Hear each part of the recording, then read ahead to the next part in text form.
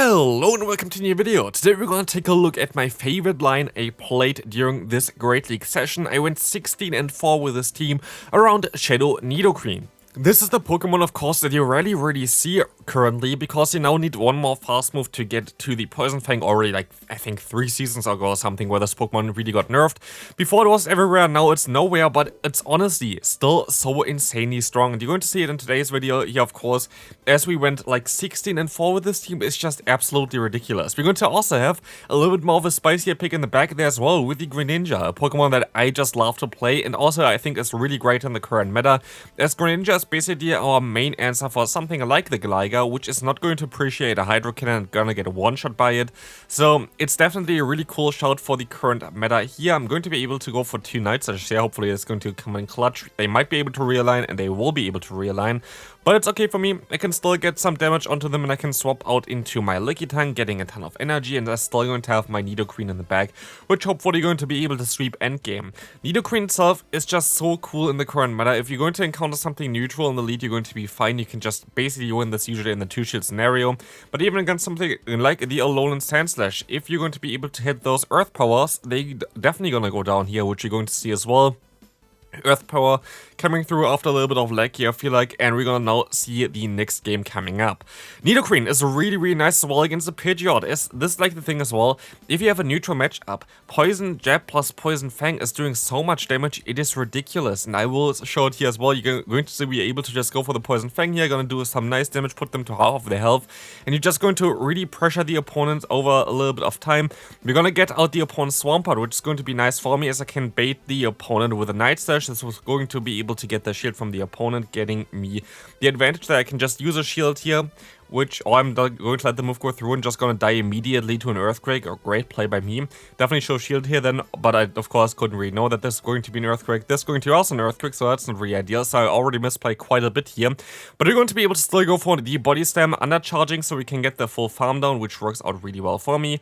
I can swap back into my Nidoqueen, and we're going to see the Poliwrath in the back. I can just go straight for the Earth Power. Yes, I bait a lot, but this time around I'm not going to bait in this game in clutch, as we were able to hit this Earth Power, do a ton of damage, nearly get the knockout. Still have to use a shield here, but I can just reach another Poison Fang here, and this Poison Fang gonna get the drop onto the opponent's defense, and also going to allow me to win this game with just one more Poison Jab. Next opponent, we're going to encounter a Hitmonchan in the lead. This is going to be fine for me. I can just stay in here. Hitmonchan is a little bit awkward though, because this Pokemon learns Ice Punch, and Ice Punch is going to be super effective and going to win the matchup here in the 2-shield scenario, I think, as well. So it's not ideal. The opponent always going to be able to get a shield advantage here. And honestly, I misplayed this also quite a bit as well, I think, if I remember correctly. So you might think Hitmonchan or Spicy Pokemon is going to be such an easy battle, but we're gonna see a Tyrant in the back. And Tyrant is highly underrated, but also I make a mistake most likely. I should have most likely went into my Greninja, as Greninja would have been able to just hit a Hydro Cannon, which would have done a lot of damage. While here, actually, this matchup is not really ideal, so I have to go up to the Power Whip to do some neutral damage against the opponent. And this is not gonna do enough damage to really put them into range where I can farm down, so this Tyrant is actually doing so much for the opponent. So at least at this point of time, I can still try to go for the full farm with my Greninja. I have to take, of course, the Dragon Claw from the opponent. But as you're going to see here, I can still get some energy in there, and the opponent shows me the final Pokemon, being the Electivire, and catches the move here onto their Hitmonchan. Great play by them. So yes, I'm going to lose against this insanely spicy team, but also I have to say, well played to the opponent. Like, they played this really nicely there. Could have played better against the Tyrant going into my Greninja, but funny one there, definitely cool team, and congrats onto the win for the opponent there. Next opponent, let's take a look. Sandslash. This is exactly why we're going to have the Lickitung in the back as well, because usually Sandslash is still currently running Shadow Claw as a fast move, and both Lickitung as well as Greninja is going to be able to resist this move. Same for Greninja in general for both the fast move of the opponent's Sandslash. And the Sandslash is currently the most common Steel-type Pokemon. It's going to be totally fine for this team here to have like the Greninja in the back to account for it, because it's actually kind of funny. If you think about it, like usually for Steel types you have a dedicated answer, but here for the 2 most common Steel type Pokemon we have completely different answers. For Steelix we're going to have our lead of Nidoqueen, which is going to be able to resist all the charge moves. Well, if it's going to be the Alolan Sandslash, our Nidoqueen is going to be really bad, but our Greninja is going to be able to counter it. So it kind of flips the situation there, which is kind of funny. But here we will be able to use a shield against the opponent's Drill Run, or the Ice Punch. Great bait by the opponent. As they're gonna show us the final Pokemon being the Sableye, I'm gonna be able to go for 2 Night Slashes as the wiser play to go for, because we're not gonna be able to knock them out with 1 Hydro Cannon anyway. So I'm going to shield this move up. Should have most likely not done this because it's just going to be the foul play. But I'm going to still be able to reach the Night Slash here, which hopefully gonna get the knockout. And it does get the knockout, allowing me to go for a Hydro Cannon, and this should be all it takes, as Greninja is going to be able to sweep endgame against the opponent's Shadow Alolan Sandslash. Let's take a look at the next opponent here. We're going to see the Galvantula on the lead. This is an amazing lead for me, as you're going to be able to resist every single charge move here other than Energy Ball, which is nobody's running this move. So we're going to see a lunge coming through. Should have maybe went for my Poison Fang already, but I decided to overfarm it quite a bit and then go for the Earth Power. This seems a little bit weird, but I think Poison Fang would have not done enough damage. And sadly they're going to shield, which is going to be a little bit awkward, but I still can go for another Earth Power against the opponent's Lantern, allowing me to get a ton of damage because I didn't expect this one, as well as we're going to get the defense drop chance, which is only 10% from Earth Power. But this is going to come in clutch, as now we're going to be able to easily farm them down with our Lickitung, which definitely was not able to do this before. And I'm going to be able to get some nice energy here as well, as they're going to go for the lunge. I have to go for the Body Slam.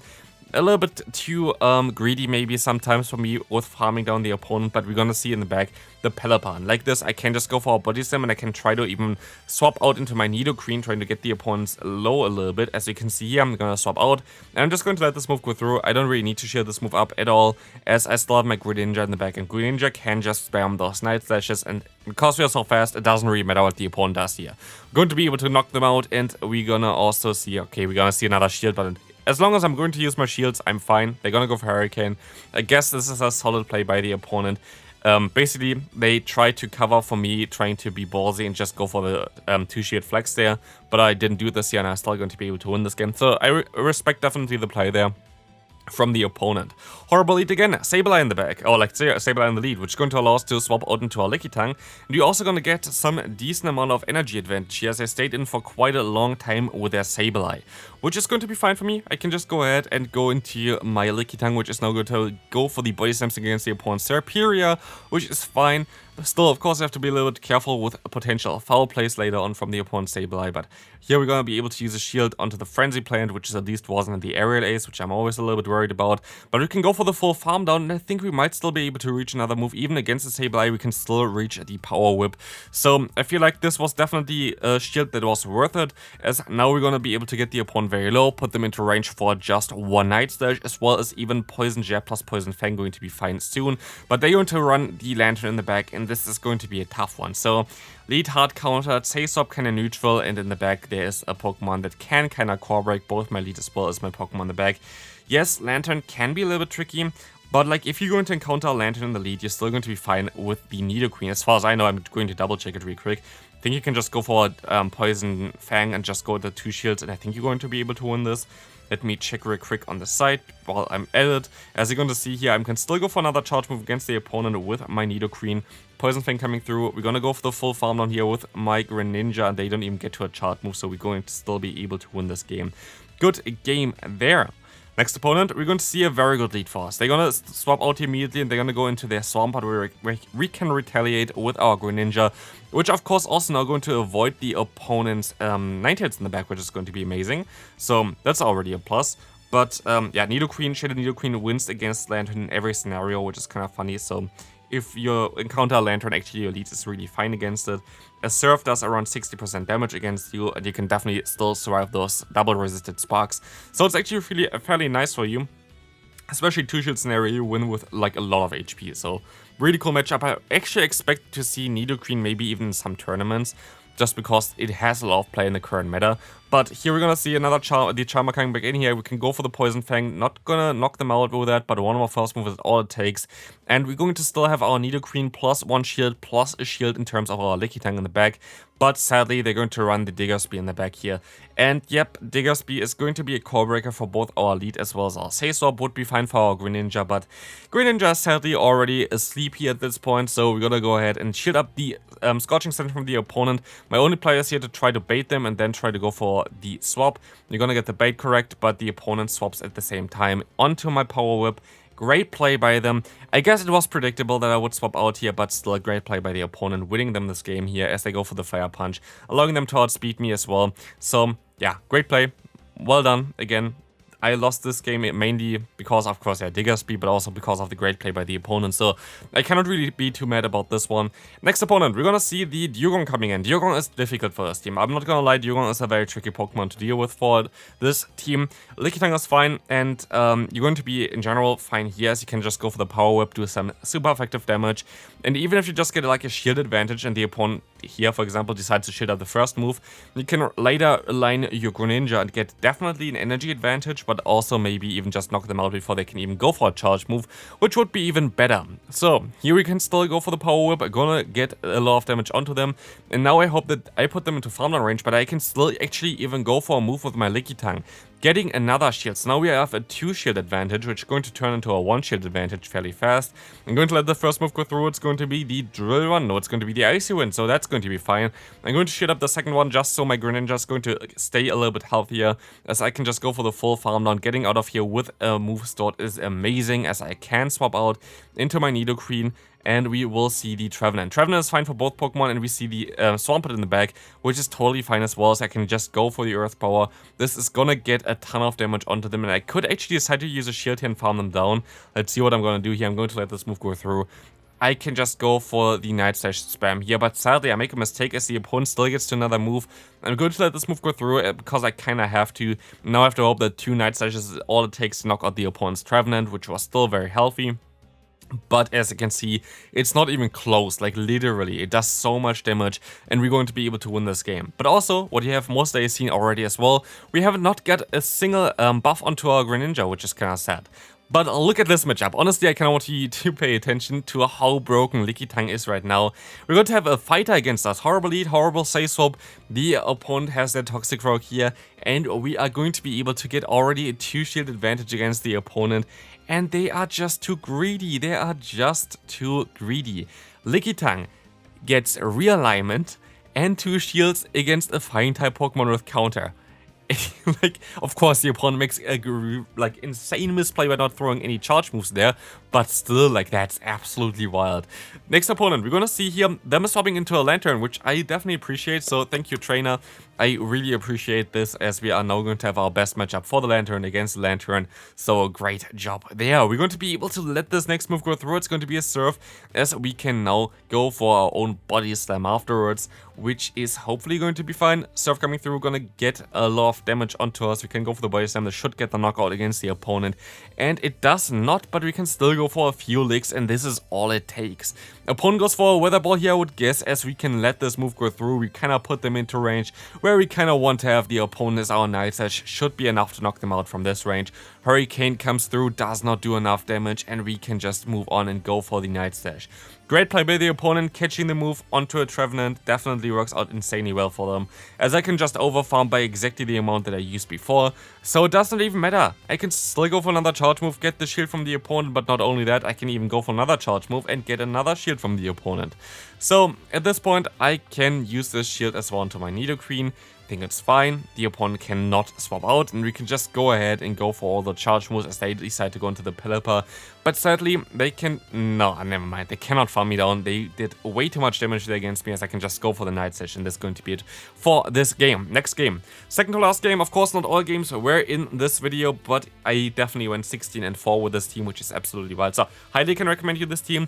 If you enjoy this kind of content, feel free to leave a like. Would appreciate it. Also, subscribe if you haven't already. But here we're going to encounter the Mantine, a lead matchup that you don't really want to see, but you're going to be able to still get to your first charge move before the opponent gets to their Ice Beam, which is really important for you in this matchup.